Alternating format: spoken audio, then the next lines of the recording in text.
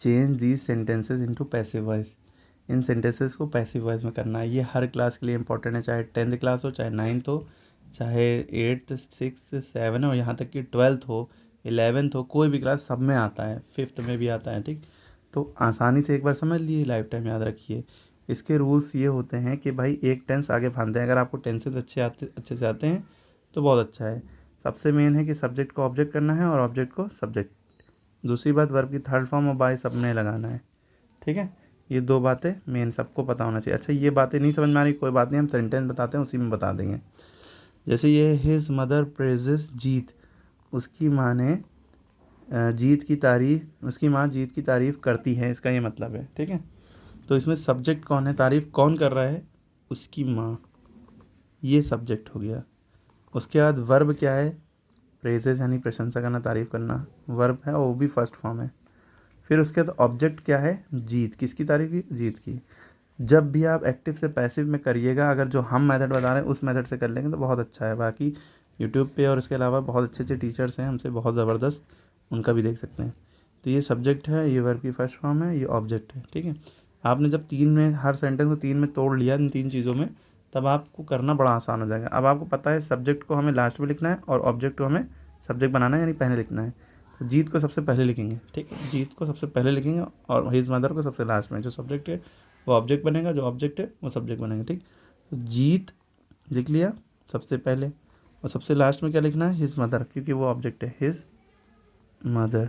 ठीक, अब रही बात ये वर्ब की फर्स्ट फॉर्म की जो फ्रेजेज है, इसका क्या होगा, जब वर्ब की फर्स्ट फॉर्म होती है तो इसमें इज़, एम या आर में से एक चीज़ लगाते हैं। अब जो सब्जेक्ट बन गया उसको देखते हुए, जीत सब्जेक्ट है, यहाँ पे सिंगुलर है तो इज़ लगेगा। क्या लगेगा, इज़, जीत इज़। अब कोई भी वर्ब हो हमेशा उसकी थर्ड फॉर्म लगती है जब हम पैसिव वॉइस बनाते हैं। तो प्रेजेस की थर्ड फॉर्म होगी प्रेज्ड, क्या होगी, PRAISED, प्रेज्ड। उसके बाद लगता है बाय और हिज मदर। ओके, क्लियर है, थोड़ा कीचड़ पिचड़ है, उसको आप साफ साफ लिखिएगा। Family Bronte wrote Wuthering Heights, sorry Emily sorry Emily Bronte wrote Wuthering Heights. Emily Bronte किसने लिखी विदरिंग नाइट, एमिली ब्रॉन्टे ने, ये सब्जेक्ट होगी। राइट हम पढ़ रहे हैं, सॉरी रोड है क्योंकि हम मोबाइल में देख रहे हैं, इधर देख रहे हैं तो वो हो रहा है, इल्यूजन हो रहा है थोड़ा। ये वर्ब की सेकंड फॉर्म है। ठीक है, रोड, राइट की सेकंड फॉर्म रोड है, और वुदरिंग राइट हाइट्स ये ऑब्जेक्ट है और यही सब्जेक्ट बनाना है, यानी सबसे पहले ये लिखना है। वुदरिंग हाइट्स को हम शॉर्ट में WH लिख रहे हैं, सबसे पहले लिख रहा, और सबसे लास्ट में एमिली ब्रॉन्टे, ये नाम है किसी का, एमिली ब्रॉन्टे को भी शॉर्ट में लिख रहे हैं EB, एमिली ब्रॉन्टे। ठीक है, अब हमें फोकस कहाँ पर करना है, बस ये वर्ब में, रोड। ये वर्ब की फर्स्ट फॉर्म थी तो हमने क्या लगाया था, इस। वर्ब की सेकंड फॉर्म में तो हम लगाएंगे वॉज, क्या लगेंगे, इज MR जो होता है वर्ब की फर्स्ट फॉर्म लगता है, वॉज वर्ब की सेकंड फॉर्म है तो वॉज लगा, ये सिंगुलर था तो वॉज लगा। रोड की थर्ड फॉर्म क्या होती है, रिटन। ठीक है, और उसके बाद बाई, BY बाई। ठीक है, Wuthering Heights was written by Emily Bronte. Clear हो गई बात, दोनों रूल समझ में आ गए। कोई भी वर्ब की, आपको वर्ब की फॉर्म पता होना चाहिए, कि वर्ब की फॉर्म ही नहीं याद होंगे तब तो कुछ नहीं कर पाएंगे। She has done her work, उसने अपना काम कर लिया है। अब शी यहाँ पे सब्जेक्ट है, हैज़ डन ये दोनों वर्ब हैं। ठीक है, और हर वर्क ये पूरा ऑब्जेक्ट है। उसने अपना काम कर लिया है तो अपना काम उसके द्वारा किया जा चुका है, इसको ये करना है। तो सबसे पहले हम हर वर्क उतारेंगे, हर वर्क सबसे पहले हम ये लिखेंगे, तो सबसे लास्ट में क्या लिखेंगे, शी को हम लास्ट में लिख नहीं सकते हैं तो शी को हम लिखेंगे हर, शी का हर हो जाता है। ठीक है, अब हर वर्क को हम शी वर्क नहीं लिख सकते हैं, ये ऑब्जेक्ट से सब्जेक्ट बनेगा तो ये लिखा जाएगा, लेकिन ये सब्जेक्ट से ऑब्जेक्ट बनेगा तो हर लिखा जाएगा। ठीक है, तो हर वर्क। अब हमें फोकस कहाँ पे जाता है, ये दोनों काम हो गए तो हाँ यहाँ पे आ जाता है हैज़ डन। तो हैज़ डन यानी हैज़ या हैव होगा तो हैज़ या हैव ही लगेगा, तो हैज़ डन का क्या हो जाएगा, हैज़ डन का हैज़ डन ही रहेगा, लेकिन बीच में बीन लग जाएगा, हैज़ बीन डन, और बीन को बिन पढ़ते हैं, हैज़ बिन डन। फिर उसके बाद बाय लगना ही लगना है, फिर उसके बाद सब्जेक्ट आता है। क्लियर हो गई बात, हैज़ बीन डन बाय, हाँ ओके। अब देखिए, the noise has frightened the horse, noise ने, शोर ने हॉर्स को डरा दिया। तो अब इसमें सब्जेक्ट क्या है, नॉइज़ हैज़ फ्राइटेंड ये वर्ब हो गया, और क्योंकि परफेक्ट है, प्रेजेंट परफेक्ट टेंस है, हैज़ फ्राइटेंड तो हैज़ बीन हो जाएगा, ठीक है। द हॉर्स ये ऑब्जेक्ट है, सबसे पहले द हॉर्स उतारेंगे, ये सिंगलर है। The horse has been frightened by the noise, ठीक है।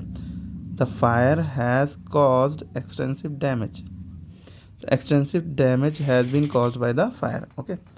करण is going to prepare the dinner, Karan खाना बनाने जा रहा है, is going to prepare the dinner, तो द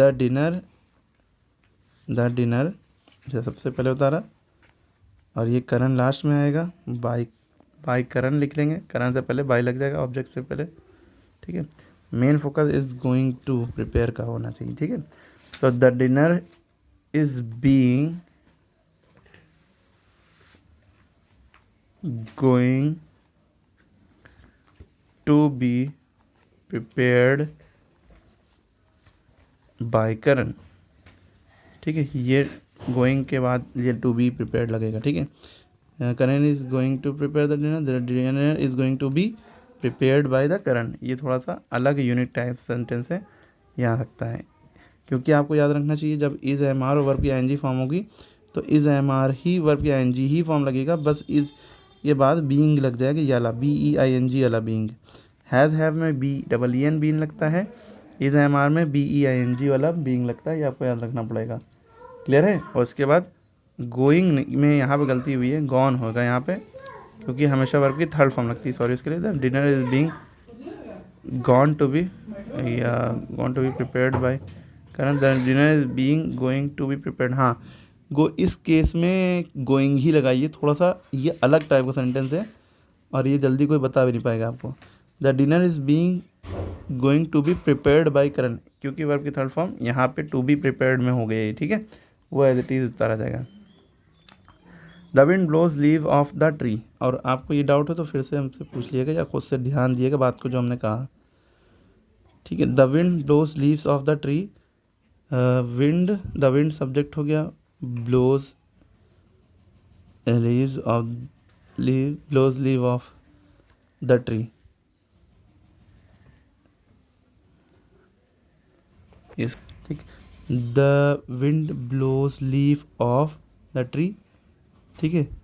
अब इसमें ब्लोज के बाद ये जो लीव्स हैं, लीव्स ये वर्ब लिएगा, ठीक है। द लीव्स या द ट्री उठाएंगे तो मामला गड़बड़ हो जाएगा, थोड़ा सा ये ट्रिकी सेंटेंस है और ये टफ सेंटेंस इसमें है, तो इसका ये होगा द लीव्स पत्तियाँ आर ब्लोन ऑफ, क्योंकि ब्लोज वर्ब की फर्स्ट फॉर्म है, ठीक है। तो आर इज, जब वर्ब की फर्स्ट फॉर्म होती है तो इज एम आर लगता है, जब वर्ब की फर्स्ट फॉर्म होती है तो इज एम आर में से एक चीज़ लगती है, क्योंकि लीव्स प्लूरल है तो आर लगेगा।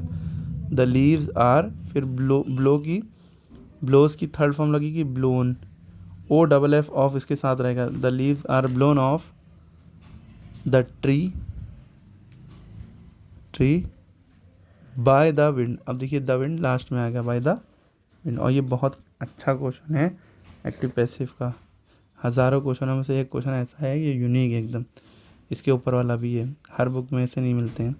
The children planted saplings on one महोत्सव डे, द चिल्ड्रेन ये सब्जेक्ट हो गया, प्लांटेड वर्ब हो गया, सैपलिंग्स ऑब्जेक्ट हो गया, और ये ऐसे ही लगा देंगे। सबसे पहले सैपलिंग्स आप लिखेंगे, सैपलिंग्स, क्योंकि प्लांटेड वर्ब की सेकंड फॉर्म है, तो वर्ब की सेकंड फॉर्म होती है तो वॉज या वर लगता है, तो वर लगेगा, क्योंकि सैपलिंग बहुत सारी चीज़ें ऐसे लगा है। Saplings were planted by the children, the saplings were planted by the children on one महोत्सव, ठीक है, क्लियर है। तो सारा सेंटेंस देखिएगा।